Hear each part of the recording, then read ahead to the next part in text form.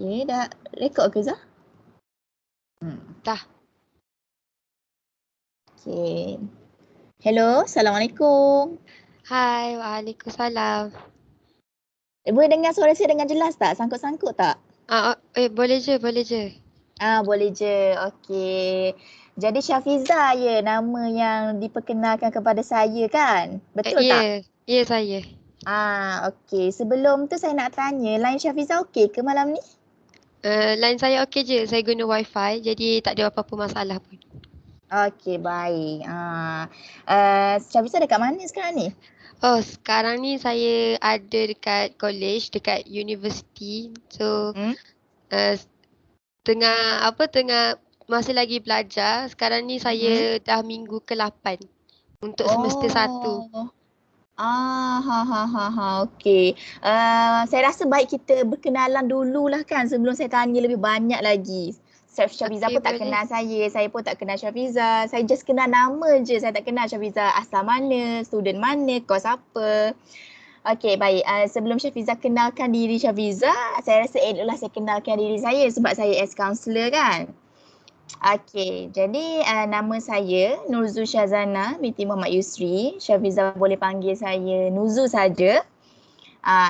Saya berusia 22 tahun, pun seorang student. Saya student counselling daripada Universiti Sains Islam Malaysia USIM tahun 3. Okey, jadi sekarang ni saya sedang menjalankan sesi counselling lah bersama Syafiza.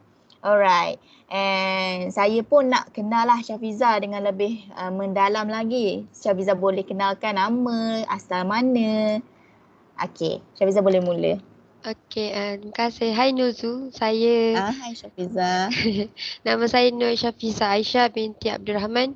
Boleh panggil Syafiza ataupun Fiza je. Saya asal daripada Kemaman Terengganu, umur 22 tahun. Sekarang ni saya belajar tahun 1 semester 1 kos biologi dengan kepujian dekat Universiti Putra Malaysia UPM. Oh, sedang. Dekat je lah kita sebenarnya kan? Oh iya, betul. Tadi pun Syafiza ada cakap Syafiza asal Kemaman Terengganu. Rupanya kita sekampung rupanya. Itulah. Itulah saya pun masa dengar tadi Kemaman. Syafiza stay area mana? Saya area Ipoh, dekat-dekat dengan mini zoo tu. Oh, dekat dengan mini zoo tu. Agak jauh lah. Saya area ni, area sempadan dekat Pahang tu dekat Cendor. Taman Bangun Indah Belenjut. Oh, kat situ. Betul. Jauh jugalah. So, Syafiza kos biologi. Kos tu agak mencabar lah. Study macam mana, okey ke? Disebabkan saya minat, bagi saya kos ni sangat seronok lah sebab bila kita minat sesuatu benda, kita takkan fikir benda tu susah pun. Walaupun kita perlu korbankan masa ataupun makan minum. Tapi saya sangat gembira lah dengan apa yang saya ambil sekarang. Betul sebab saya memang tak nafilah kos biologi ni sebab saya pun asal-asalnya memang budak pure science. So saya tabik lah dengan orang yang ambil kos sains ni dekat universiti. Okey Syafiza, saya dengar suara Syafiza agak macam tak sihat. Syafiza demam ke? Saya dalam proses nak sembuh. Tak apa, jangan risau. Saya okey je. Oh, so Syafiza boleh proceed dengan sesi malam ni? Boleh je sebab saya yang nak juga. Okey, saya suka semangat Syafiza tu. Terima kasih. Okey Syafiza, nampaknya macam berminat sangat dengan sesi kaunseling kan sampai tak sihat pun sudi nak juga buat sesi ni. Okay, saya nak tanya Syafiza pernah ke join sesi kaunseling sebelum ni? Kalau face to face pernah dengan kaunseling waktu saya matrik dulu pernah, sekolah menengah pun pernah. Waktu universiti tak pernah lagi sebab dah pandemik, jadi saya tak ada peluang untuk sesi kaunseling. Jadi malam ni Syafiza punya first time lah sesi secara online. Ya, betul. Kira ni pengalaman baru jugalah. Okey Syafiza, jadi saya terangkan sikit lah apa flow counselling, structure counselling ni macam mana. walaupun online dia tetap sama. Sesi kaunseling ni antara kaunselor dengan klien lah. Okey, selupa saya nak mention sesi kaunseling individu di mana seorang klien dan seorang kaunselor saja. Dia berbeza dengan sesi kaunseling kelompok kalau sesi kaunseling kelompok ramai-ramai. Okey. Jadi sesi kaunseling individu mungkin akan mengambil masa dalam 30 hingga 40 minit. Untuk satu isu yang Syafiza akan share dekat saya lah untuk isu yang kita akan bincangkan. Okey, andai kata kalau macam Syafiza tak share habis ke, kita kekangan masa ke sebab 40 minit je kan. Kita boleh buat another perjumpaan lah. Syafiza just cakap dekat saya nak sambung ke tak sesi ni. Kalau nak sambung kita akan deal untuk hari lain. Okey.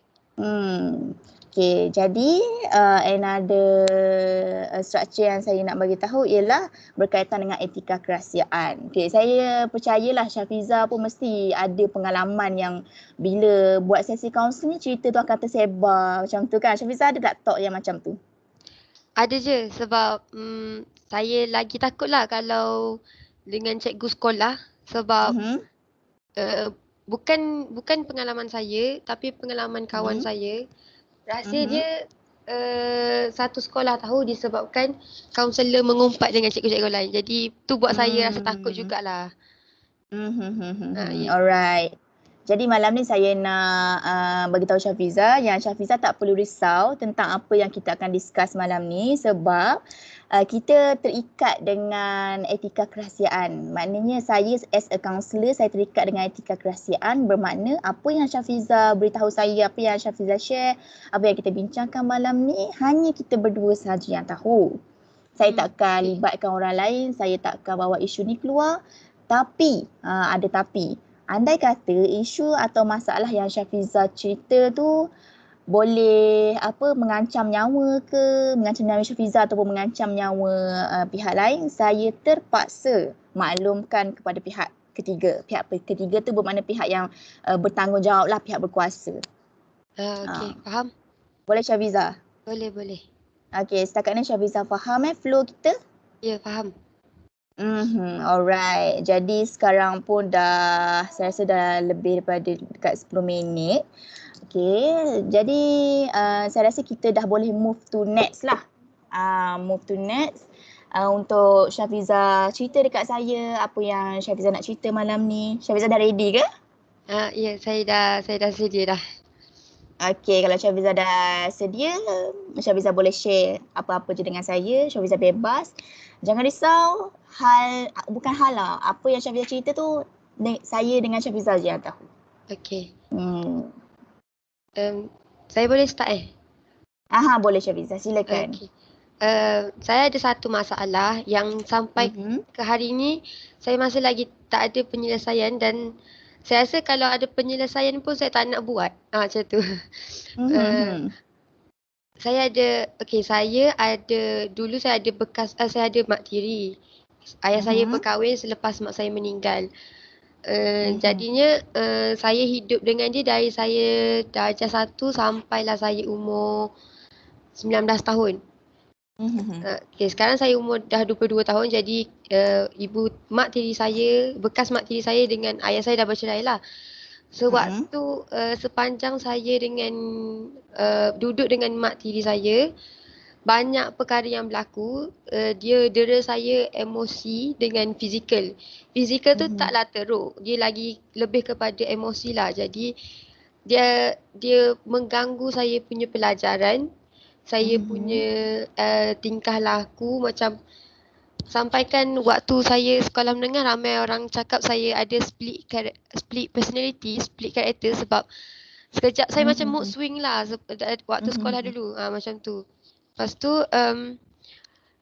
satu hari saya bertekad macam kononnya nak cari orang lah untuk tumpang kasih sayang. Jadi saya bercinta waktu sekolah. Macam tu. Kiranya macam saya banyak bergantung dekat orang lain daripada family saya sendiri. Sampailah waktu saya tingkatan 3 umur 15 tahun, bekas mak tiri saya tu bergaduh dengan abang saya Dia macam sepatutnya itu masalah abang dengan bekas mak tiri, tapi disebabkan saya ni adik abang saya, dia libatkan saya juga. Jadi dia dia macam menghasut ayah saya untuk sama-sama merajuk dengan adik-beradik saya dan lari daripada rumah. Seingat saya, waktu saya tingkatan 3 tu, hampir sebulan mak tiri dengan ayah saya tak balik rumah. Jadi, saya kena masak sendiri, saya kena handle rumah, saya kena jaga makan minum adik saya. Macam tu lah, kira macam waktu tu, waktu tu saya batch pertama PT3, jadi macam sangat-sangat stres waktu tu nak handle rumah lagi, nak handle belajar lagi sebab saya tak cukup kasih sayang. Saya jujur saya cakap, saya tak cukup kasih sayang sebab tu saya cari kasih sayang orang luar. Dan waktu tingkatan 3 tu saya cuba untuk pujuk ayah saya tapi disebabkan dia macam buta dengan cinta. Jadi dia abaikan family dia sendiri. Waktu tu dah nampak dah macam simptom yang saya ni akan murung macam tu. Cuma disebabkan tak jumpa doktor dan waktu tu mental health tak tak sehebat sekarang. Ya betul. Tak se-aware sekarang. Ya, jadi kira macam bila saya sakit ke apa ke, orang ingat saya tipu dan orang ingat saya ni just nakkan perhatian. Macam tu je. Itu waktu tingkatan 3. Waktu tingkatan 4 saya nekat untuk duduk asrama sebab saya tak nak bergaduh lah dengan mak tiri saya. Saya tak nak dengar siapa bergaduh dengan mak tiri saya sebab apa-apa pun mesti saya juga yang kena. Walaupun bukan saya yang start pergaduhan tu. Maafkan saya. Lepas tu kiranya tingkatan 4 tu saya sekejap Tak apa, it's okay. Syafiza kalau nak minum air dulu pun tak apa. Terima kasih. Maaf. Tak apa.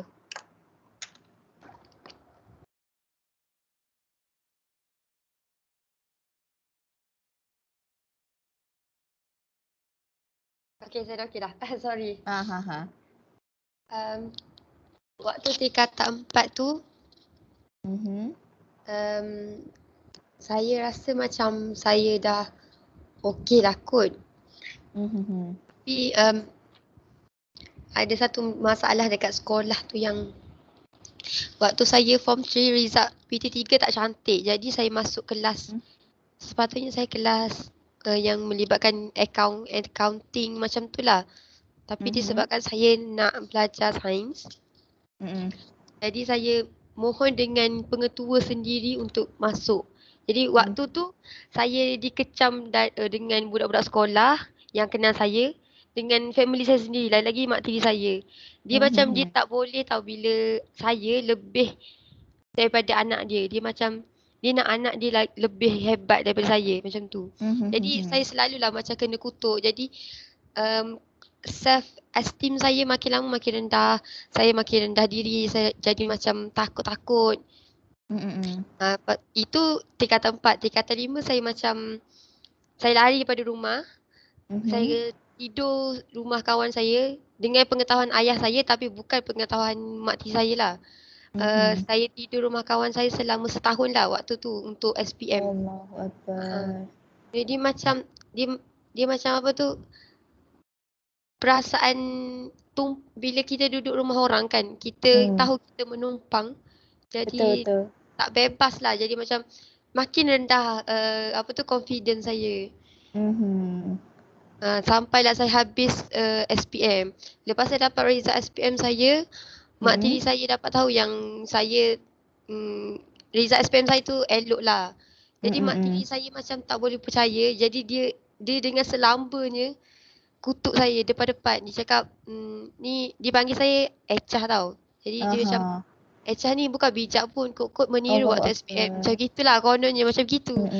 Jadi saya macam lagilah jatuh, lagilah kurang confident.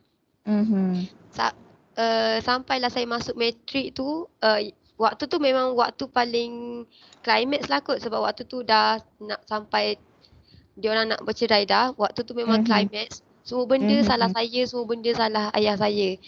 Yang paling saya ingat, saya ada seorang kawan sekelas, kawan lelaki. Dia duduk, kalau Nuzul tahu, Binjai. Ya Binjai. Binjai. Dia duduk dekat situ dan dia nak tumpang saya untuk balik matrik. Kita orang dulu matrik Gambang, jadi macam saya dah minta izin ayah saya untuk hantarkan. Jadi macam maknanya bukan saya yang tolong hantar, kiranya ayah saya yang tolong hantarkan kita orang berdua pergi matrik college tu. Tapi tanpa pengetahuan dia juga, sampailah one day dia dapat tahu. Dia dapat tahu tu pula pada hari yang sama kita orang berangkat nak balik kepada college tu lah. Dia call ayah saya, sorry lah benda ni sensitif tau, tapi tak apa.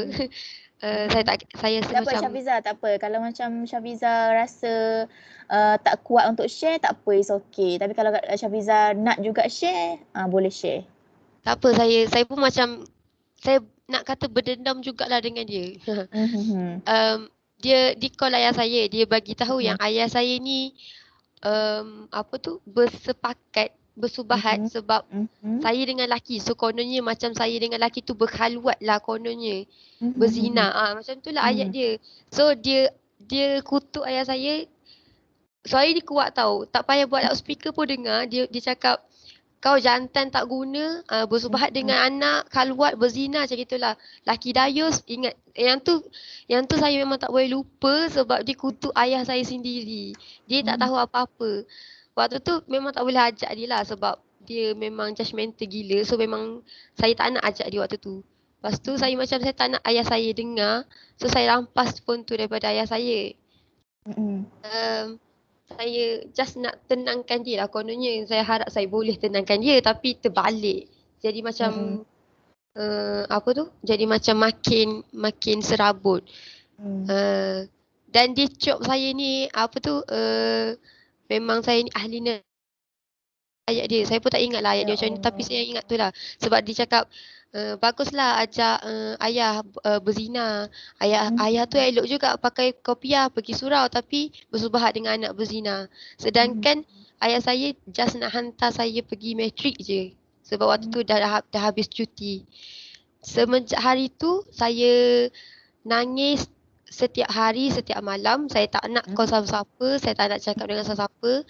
Bila orang lain sentuh saya takut. Macam gitu. Sampailah one day kawan saya perasan. Lepas tu kawan saya recommendkan saya untuk pergi klinik psychiatrist. Dan saya dapat appointment. Bila saya pergi klinik psychiatrist tu, doktor dia dah boleh tahu dah apa penyakit saya, macam dia dah boleh diagnose dah. Ya.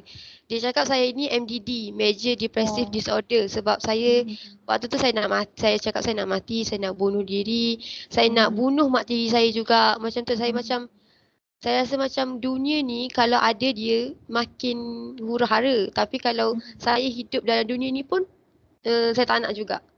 Sebab itulah saya pun kena warded selama seminggu dan saya dapat MC sebulan. Sebab untuk tenangkan diri lah. Tapi saya tak balik rumah sebab waktu tu mak ayah saya tak bercerai lagi. Mak Syafiza, mak tiri Syafiza still ada kat rumah lah. Waktu tu. Waktu tu dia orang tak bercerai lagi. Jadi saya tak nak balik. Sebab if saya balik, nampak muka dia, buat apa? Lagilah saya stres. Sakit hati. Ya. Lepas tu kiranya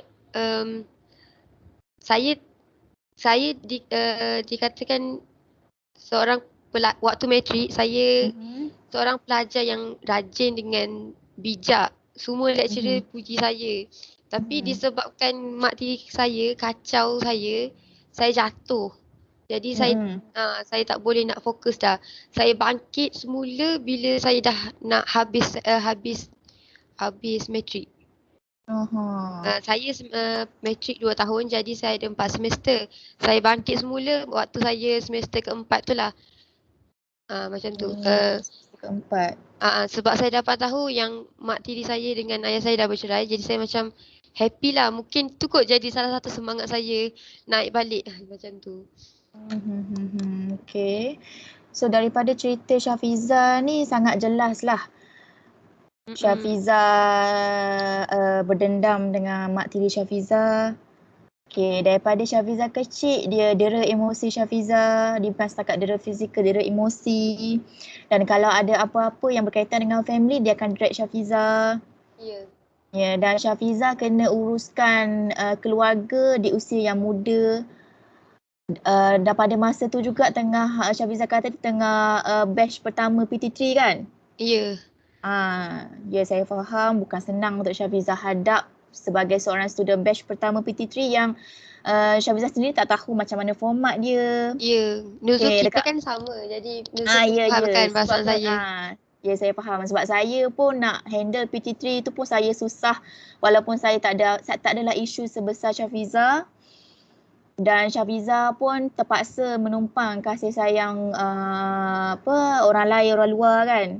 Ya. Okay.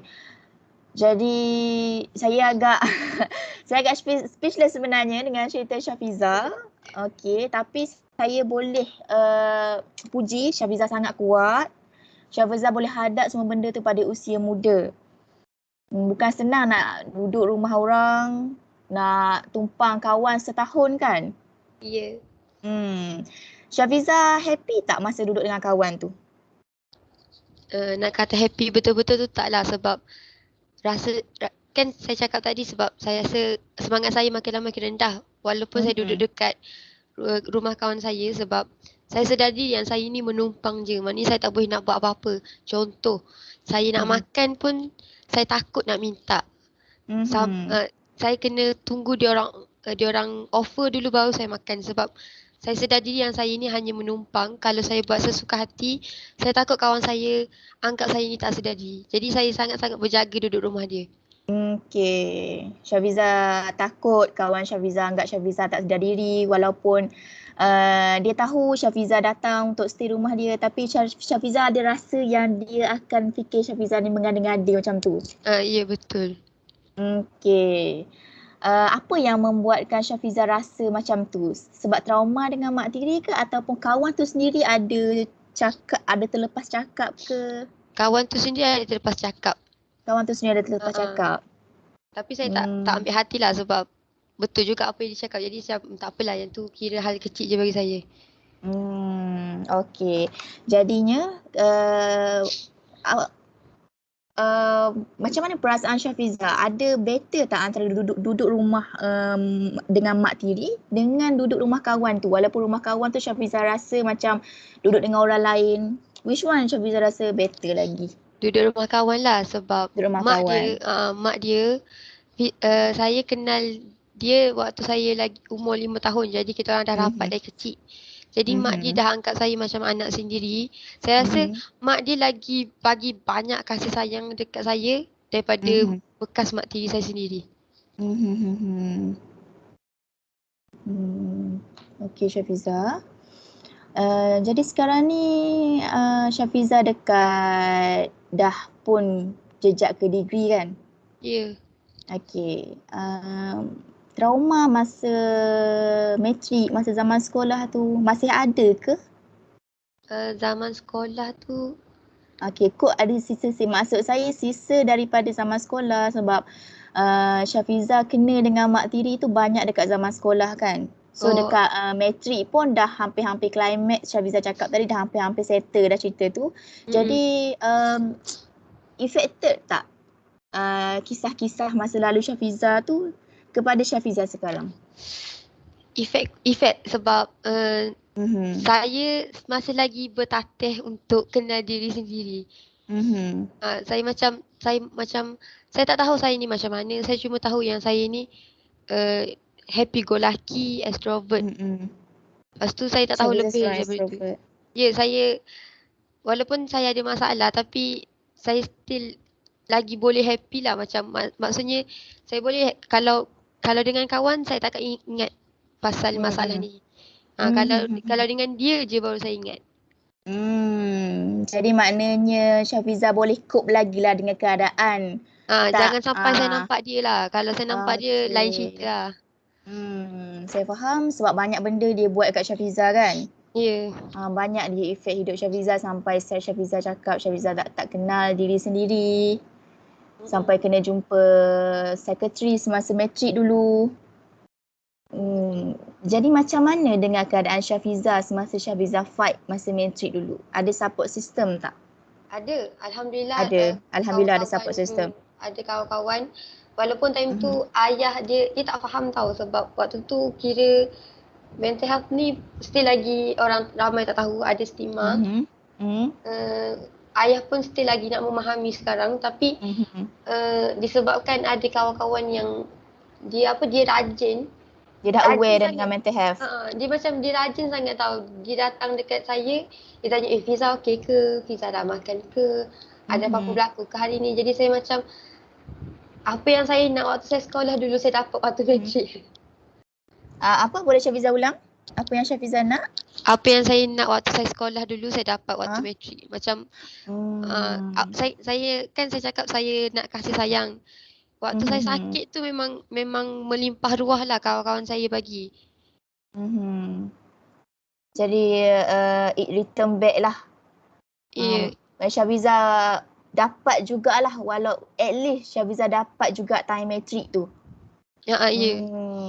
Tapi sekarang dah degree kan, dah ramai tak ada. Jadi macam jadi sedih balik. Okey.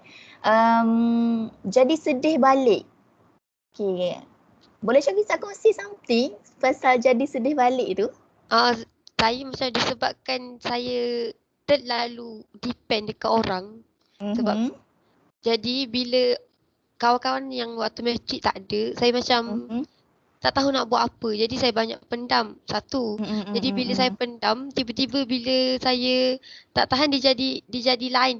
Lain tu macam tiba-tiba saya blackout. Contoh macam saya pitam ke waktu belajar, ataupun saya tiba-tiba nangis ke, ataupun saya self harm ke. Tapi kebiasaannya saya self harm lah, sebab saya dah tak tahan nak buat apa. Saya macam saya fikir nak mati je. So saya self harm, saya lukakan diri sendiri. Saya pernah nak terjun bangunan, saya pernah nak terjun tasik, tapi ada satu naluri tu saya takut, so saya guna gunting je. Sekurangnya bila saya nampak darah, saya dah okey macam tu. Jadi apa yang Syafiza rasa lepas Syafiza buat semua tu? Puas hati? Puas. Dia macam, saya tak tahu nak cakap macam mana. Orang boleh cakap saya creepy juga kot, sebab saya suka tengok darah. Saya suka bila saya sakit macam tu. Jadi benda tu memuaskan hati Syafiza? Ya. Boleh saya tahu sejak bila Syafiza ada thoughts yang bila something yang Syafiza tak boleh nak control, Syafiza pilih untuk harm yourself? Waktu saya mula-mula diagnose, itulah MDD tu, waktu saya 18 ke 19, saya lupa. 19, umur saya 19. Waktu tu dah, sebelum tu saya tak buat self harm lagi. Tapi saya dah ada thoughts. Lepas tu bila jumpa doktor, saya makan ubat. Ubat tu memabukkan. Dia macam untuk tidur, sebab saya takut nak tidur. Disebabkan saya makan ubat tu, dia tak buat saya tidur, dia buat saya mabuk. Jadi saya tanpa sedar saya self harm. Dan lepas daripada tu, dia jadi habit sampai sekarang. Sampai sekarang? Ya. Dia macam kalau saya mabuk je, saya self harm. Tak kisahlah guna kuku ke, pisau ke, gunting ke. Tapi tak banyak lah, macam tak banyak, tak dalam. Asalkan nampak darah dah okey. So Syafiza rasa benda tu, orang kata macam mana, membantu ataupun Syafiza pernah cuba untuk cope dengan something yang lain selain daripada cara tu? Tak jumpa cara lain lagi. Tak jumpa cara lain, alright. Kalau tadi Syafiza ada kata kawan-kawan dekat matrik support Syafiza. Syafiza pernah berhubung dengan mereka hari ni? Berhubung tapi tak sama macam dulu lah, sebab saya lebih kepada interaction face to face daripada online. Mereka duduk jauh Ya, kawan-kawan saya tu semua U lain, bukan dekat UPM pun. Okay, alright. Jadi Mak tiri Syafiza sangat-sangat memberi kesan kepada emosi Syafiza, sampaikan boleh berlaku self-harm. Ya. Kalau diberi pilihan Syafiza untuk Syafiza express Syafiza punya feeling tu, Syafiza nak jumpa dia, kalau diberi pilihan lah, Syafiza nak jumpa dia. Syafiza nak jumpa tak dia? Ya Allah, jauhkanlah. Tak Hmm. nak, tak nak. Tak tahulah, saya tak boleh nak kata saya trauma sebab ni hanya apa tu, diri sendiri je rasa macam saya tak tanya doktor pun ni trauma ke tak. Sebab saya rasa benda ni trauma bagi saya lah sebab saya boleh dengar suara dia. Saya boleh dengar nama dia tapi saya tak boleh tengok muka dia. Saya rasa macam saya sakit hati. Syafiza tak boleh tengok muka dia. Dia macam kalau suara dia okey lagi lah. Tapi bila muka dia tu janganlah. Tak nak. Saya tak tahu apa saya boleh buat kalau saya jumpa dia. Saya tak nak jumpa dia. Alright, Sebab Syafiza, saya faham. bagi saya dia talam dua muka dan saya dah puas dah hadap. Jadi saya tak nak dah tengok muka dia. Tapi kalau diberi kesempatan Syafiza nak marah dia by call ke, walaupun tak nampak muka, diberi kesempatan Syafiza nak marah dia, Syafiza rasa Syafiza boleh buat tak? Sebenarnya saya rasa apa tu, saya waktu saya matrik lah, saya ada satu cita-cita nak jadi lawyer. Kononnya nak heret dia masuk penjara, tapi disebabkan saya dah ambil course ni, jadi perasaan saya tu memang terkubur macam tu je. Saya nak sangat dia masuk penjara walaupun sekali. Sebab saya tak nak buat, sebab saya tahu negara kita ada undang-undang dan saya tak nak saya masuk penjara, biar dia je masuk penjara. Faham. Marah Syafiza tu dah dalam. Ya, saya tak tahu nak buat macam ni. Sebab Syafiza tak diberi peluang untuk express daripada kecil. Syafiza just kena dan kena tanpa Syafiza ada peluang untuk lawan balik. Betul. Saya tak tahu nak buat macam mana sekarang ni. Alright. Okay, alright Syafiza. Memandangkan Syafiza pun mengiyakan apa yang saya kata, Syafiza nak express tapi tak berpeluang. Okay, malam ni saya ada satu task untuk Syafiza di mana saya nak minta Syafiza express Syafiza punya marah. Bayangkan Syafiza sedang bercakap dengan ibu tiri Syafiza.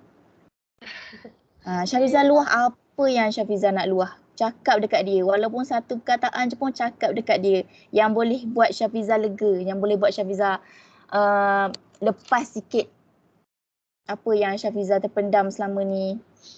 Sebab makin lama sebab Syafiza pendam terlalu lama. Jadi benda tu makin banyak dan dia menggunung. Okay, jadi malam ni saya nak kita sama-sama keluarkan sikit amarah Syafiza tu biar lega sikit. Sebab Syafiza pun ada kata sebelum ni Syafiza tak pernah jumpa kaunselor. Syafiza just jumpa psychiatrist terus diagnose.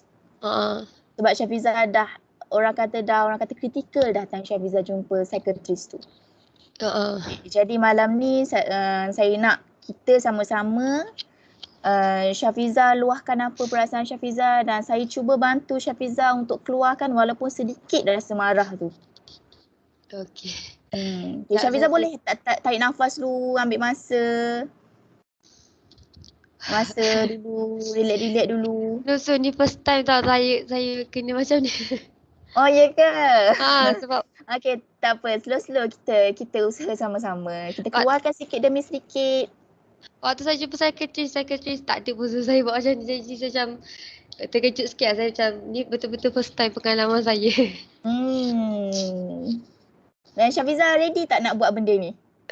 Ready je kot, ready. Okay, ready je. It's okay. Kalau malam ni Syafiza nak luahkan sikit ke, nak luahkan separuh ke, suku ke, it's okay. Luahkan mana yang Syafiza nak luahkan dulu malam ni. Kita keluarkan at least sikit pun tak apa. Okay.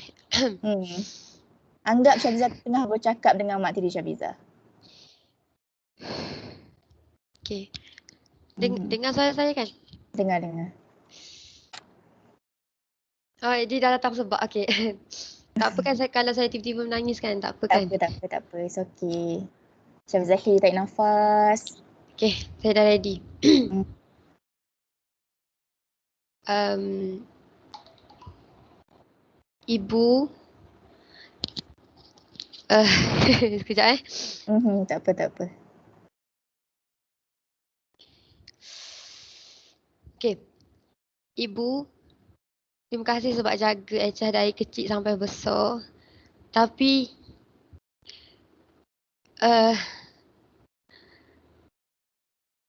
tak tahu kenapa Echah lagi rasa Kalau Syafizah nak guna bahasa yang Syafizah biasa pun tak apa. Yang Syafizah biasa boleh. cakap dengan dia. Boleh, Okay. boleh. Ibu, cukup-cukuplah mari dalam mimpi Echah. Echah tak ambuh dah mimpi pasal ibu. Sakit tahu dok. Setiap kali Echah mimpi pasal ibu je mesti Echah sakit. Apa-apa dalam mimpi pun ibu nak bunuh Echah. Tolonglah jangan.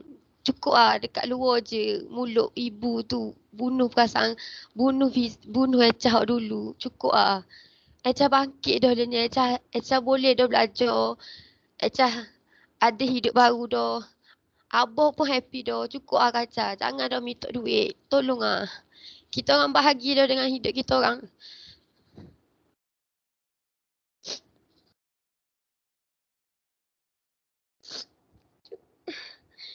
Cukup Kaca.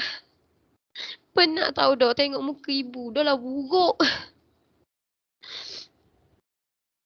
Cukup ada dalam hidup kita orang. Cukup cara hidup kita orang. Kita orang tak mau cara pun ibu. Ibu pun bahagia dengan lelaki baru kan. Tak usah ambil tahu pasal kita orang. Cukup. Ibu banyak dah kena kan. Ibu sakit. Ibu kena COVID masuk ICU lelah. Takkan ibu dah insaf lagi. Allah bagi banyak dah warning kat ibu. Cukup tu. Echah dah larat dah bu. Kalau ibu mari kali lagi dalam mimpi Echah dah tahu Echah boleh ambil dengan diri sendiri. Echah bahagia dah ibu. Cukup mari. Jangan mari dah dalam hidup Echah.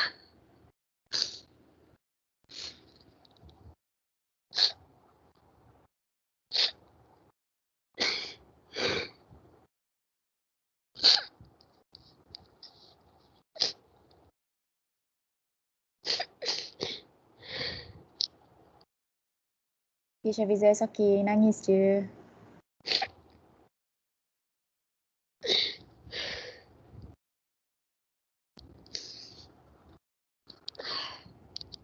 Mungkin sedikit luahan Syafizah malam ni boleh heal sedikit rasa yang Syafizah hadap, yang Syafizah penat selama ni.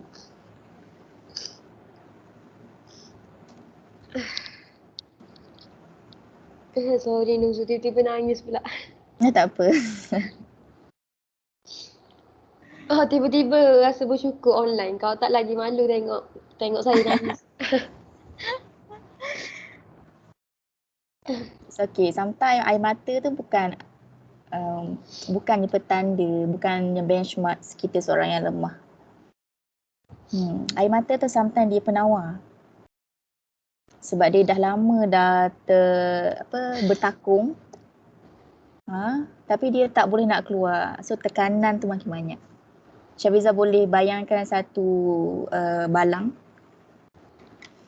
Balang ni dia banyak air dan kita tutup dia punya penutup tu.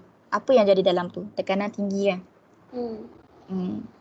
So bila kita buka penutup tu sikit demi sedikit, dia akan melimpah. So tekanan dalam tu dia akan jadi rendah sedikit demi sedikit. Okay, macam tu juga manusia. Kenapa kita perlu tahan air mata kita? Kenapa kita perlu tahan kita punya thoughts kita sendiri tanpa kita meluahkan? Sebab rasa kita lemah. Tak, ni bukan macam tu. Semakin kita mampu meluah, tu menunjukkan kita yang seorang yang kuat. Sebab kita berani nak share. Nuzul, saya takut saya mimpi pasal dia je malam ni.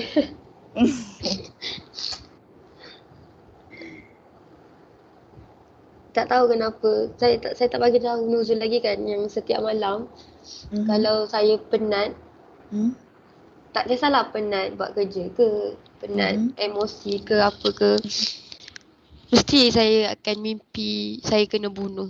Dan orang sama yang bunuh saya tu mesti dia. Mak tiri Syafiza. Sedangkan waktu kita orang duduk sama-sama, dia pernah guna perkataan nak bunuh tapi dia tak pernah lah guna sebab dia takut jugalah nak buat. Tapi itulah dia macam tiba-tiba dia datang, dia masuk dalam mimpi. Mesti dia, tak ada orang lain dah. Sepanjang Syafiza berhadapan dengan mak tiri Syafiza tu, ayah ada tahu tak? Ada je tahu. Ada je tahu. Disebabkan dia terlalu sayang, dia macam dia lebih percaya kepada isteri dia daripada anak dia sendiri. Jadi ayah Syafiza lebih percayakan mak tiri Syafiza daripada Syafiza. Yang menyebabkan Syafiza tak ada ruang dan peluang untuk meluahkan kepada ayah Syafiza. Tapi alhamdulillah sekarang ni dia lagi memahami lah sebab dua-dua dah kena. Jadi dia macam kita orang saling melengkapi, saling share. Sebab tu lah saya cakap kita orang ada hidup baru dah sekarang. Memang kita orang tak nak dah dia ada. Kita orang dah tak nak dah dia masuk campur dalam hidup kita orang. Sebab kita orang dah bahagia dah, tak ada dia. Cuma tadi daripada luahan Syafiza ada cakap cukuplah minta duit. Sampai hari ni dia masih minta duit dengan ayah saya kononnya. Tak bayar nafkah. Tapi disebabkan sebenarnya dia tu buat dia katakan nusyus, tapi disebabkan ayah saya tak report. So dia macam sebab tu dia berani minta duit lagi. Jadi Syafiza tak dapat tahu daripada ayah sendirilah. Daripada ayah. Ayah yang cerita dekat Syafiza. Dengar sendiri sebab dia mak tiri saya jenis tak tahu malu, so dia tak kisah pun kalau orang lain dengar. Macam gitu. Macam contohnya hal dia tu dengan ayah je, tapi kalau orang lain dengar pun dia macam tak kisah, biasalah play victim. Syafiza pun ada cakap tadi yang ibu pun dah ada hidup baru sekarang ni kan, dah kahwin baru. Tapi dia still kacau ayah Syafiza. Ya, sebab kiranya bagi Fiza lah. Fiza macam sebenarnya dah puas hati dah apa yang jadi dekat dia. Tapi nak kata puas hati betul-betul tu tak lah. Sebab dia kahwin lain. Dia ingatkan kononnya dia kahwin dengan orang kaya. Jadi bila dia dapat tahu yang laki baru dia ni lagi miskin daripada dia, jadi dia orang susah lah sekarang. Sebab tu lah dia macam datang balik dekat ayah Fiza. Kita orang pun bukan orang senang, cuma nak kata tak adalah susah macam laki baru dia tu. So kerana kita orang bolehlah lagi letak lauk atas meja. Right, faham. Baik, sekarang ni Fiza boleh tak share apa yang Fiza rasa lepas daripada Fiza luahkan tadi? Serius Nuzul lega. Lega? Alhamdulillah. Sebab ni first time, jadi Fiza sayang kau. Dia memang betul-betul duduk depan saya. Memang tu yang saya nak cakap, yang memang tu yang lama dah saya pendam. Tapi saya tak nak jumpa dia sebab saya tak suka dia. Saya pun benci dia, macam saya takut. Saya takut bukan ayat tu je yang keluar. Saya takut saya pun terlebih. Tapi serius Nuzul, saya lega. Lega untuk hari ni, lega. Alhamdulillah. Saya pun gembira sebab Syafiza cakap macam tu daripada expression Syafiza, walaupun saya tak nampak wajah Syafiza macam mana, tapi daripada nada suara Syafiza, serius Nuzul lega. Saya rasa wow. Nuzul dak nawak pun lega. Tubik dah mengandung dah nawak pun. Alright Syafiza, saya pun rasa lega, boleh tolong Syafiza meredakan walaupun sedikit. Kita mungkin akan follow up lepas ni, ataupun Syafiza nak stop kat sini je. Tak nak lagi. Okey, Syafiza nak teruskan lagi. Okey. Jadi untuk malam ni, so sekarang ni masa pun dah pukul 11, Syafiza pun dah hidung tu dah berair dah tu saya dengar. Ya, ni sebab menangis Nuzul. Okey. So berdasarkan apa yang Syafiza cakap tadi, Syafiza pun dah lega. Saya rasa untuk sesi malam ni kita stop sampai sini je. Boleh Syafiza? Boleh. Sebab kita pun 30 sampai 40 minit sahaja sepatutnya. Alright, jadi sebelum saya tamatkan sesi kita, saya nak simpulkanlah sikit apa yang dah kita bincang malam ni, apa yang Syafiza dah share. Syafiza masih ada ke? Ada. Syafiza masih ada, okey. Syafiza okey ke? Okey. Okey, dah heal dah daripada nangis tadi. Saya tak nak nangis lama, takut sakit dada. Itulah Syafiza pun tak sihat. Okey. So boleh saya buat kesimpulan sikit Syafiza? Boleh. Okey, kalau salah beritahu saya tau. Okey. Right, berdasarkan apa yang Syafiza share pada malam ni, Syafiza bermasalah, sangat-sangat bermasalah dan boleh kata trauma dengan mak tiri Syafiza, sebab daripada kecil sampailah Syafiza besar, didera emosi Syafiza, didera fizikal Syafiza. Walaupun tak ada masalah dengan Syafiza, tapi Syafiza drag sekali, Syafiza affected sekali. Mak tiri bergaduh dengan abang Syafiza pun dia drag Syafiza. Dan sampailah bila dah besar, walaupun dah bercerai dengan ayah, still dikacau ayah Syafiza. Still dikacau Syafiza. Dan Syafiza pun dah start heal daripada lepas matrik kan. Masa mak tiri dengan ayah tu nak bercerai, Syafiza pun dah start heal. Walaupun Syafiza kena jumpa psikiatris, walaupun diagnose MDD, Syafiza tetap bersemangat, tetap boleh habiskan matrik. Jadi saya nak beri tepukan sikit untuk Syafiza. Ternyata klien saya malam ni sangat-sangat hebat. Orang yang saya rasa luar biasa lah.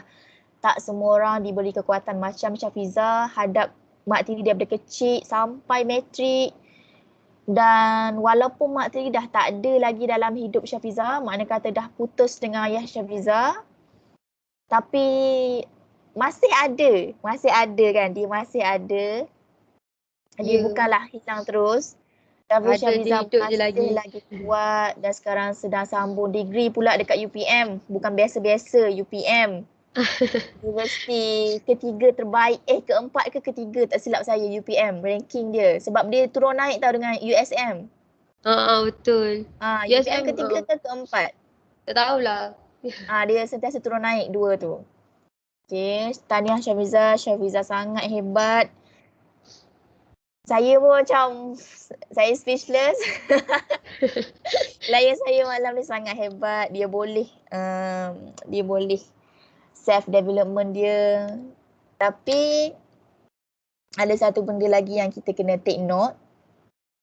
Syafiza masih lagi cuba untuk mencederakan diri sendiri. So yang tu kita akan follow up untuk next session.